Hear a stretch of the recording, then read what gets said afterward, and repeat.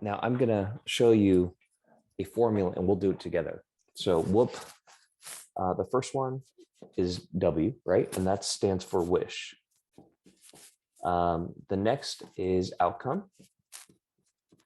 And then we have the next O, which is obstacle. And then the last P is the plan. And the plan is an if-then plan. And I'll show you what that means later. So let's start with wish. So what they have, so this was developed by Gabrielle Oettingen.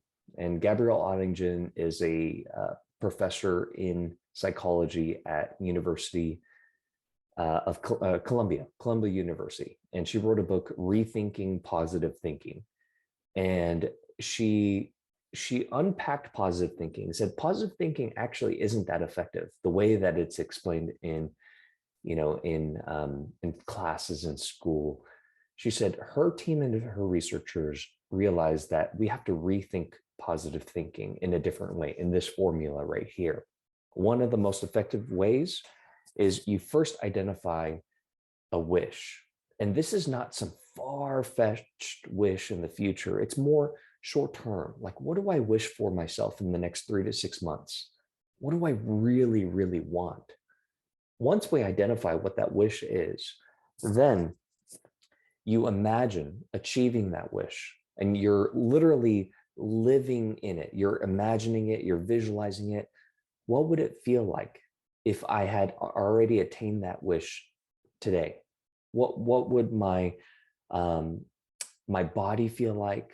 Who are the people around me that I see? Like, you're really taking yourself to imagine the best possible outcome in your life after achieving that wish. Here's the step that most researchers or most positive thinkers don't do. You got to identify the obstacle. And the obstacle is an internal obstacle. Like, what are some things that are getting in my own way internally? It could be a habit.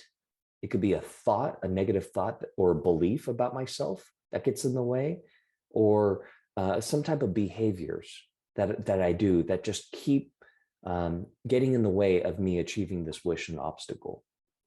Once we identify the obstacle, then we create a plan. And the plan that we create is called the if-then plan. If this obstacle appears in my life, so if I have this negative thought or belief about myself of not being able to slow down, then I'm going to do this instead. And then we're very intentional with creating what that instead will look like. It's not, it's very practical. It's very tangible. So if I start speeding up and getting in my own head, then I'm going to count backwards from 20 to 0.